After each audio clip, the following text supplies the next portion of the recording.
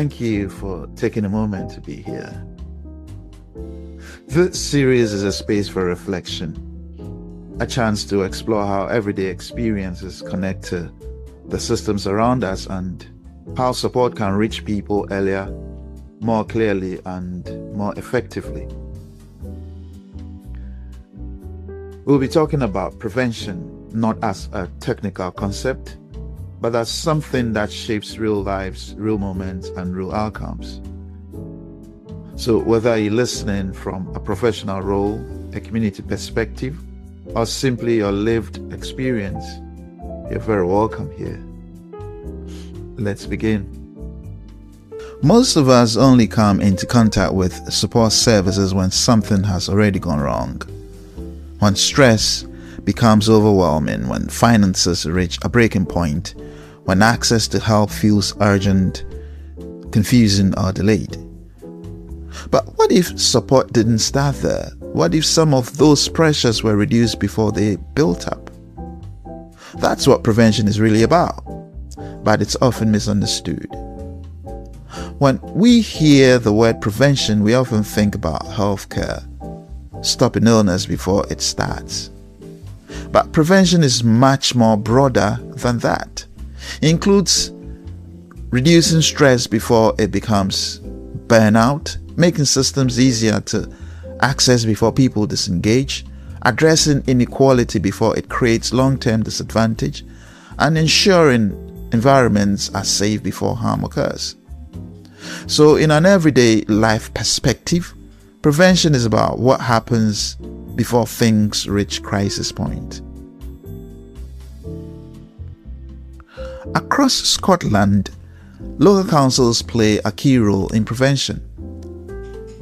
Through frameworks like local outcome improvement plans, councils work to improve mental health and well-being, reduce poverty and inequality, strengthen community resilience, improve access to services, and protect vulnerable individuals. These are not small goals, they are long-term, system-wide commitments. And importantly, they are not just about responding to problems, but reducing the conditions that create them in the first place. If prevention is so important, why doesn't it always feel like it's happening? There are a few reasons to that.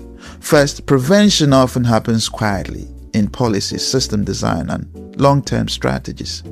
Second, many services are under pressure, meaning support often focuses on urgent needs.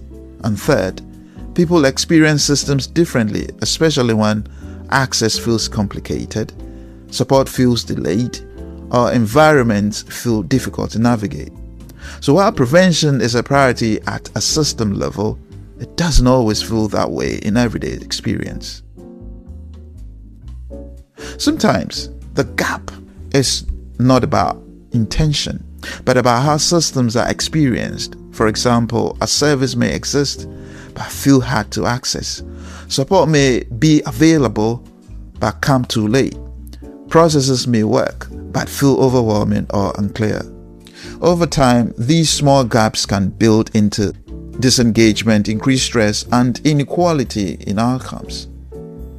This is where prevention needs to go further, not just in what is provided, but in how it is experienced. This is where AFF Missions prevention ecosystem comes in. Our work focuses on strengthening prevention in everyday environments, not by replacing systems, but by working alongside them.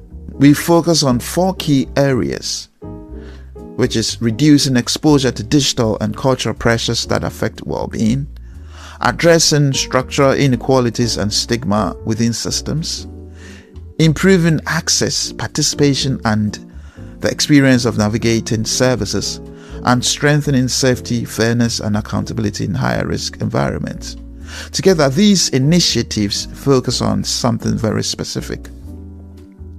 These areas directly connect with what councils are already working to achieve through local outcome improvement plans. Whether it's mental health and well-being, reducing inequality, improving access to services, or strengthening safeguarding, there is a shared goal to reduce harm, improve outcomes, and create systems that work better for everyone. What we do is help strengthen that work, particularly in the spaces where everyday experience and system design meet. Prevention is not always visible. It doesn't always feel immediate, but it shapes how we experience services, how early we get support, and how much pressure builds before help arrives.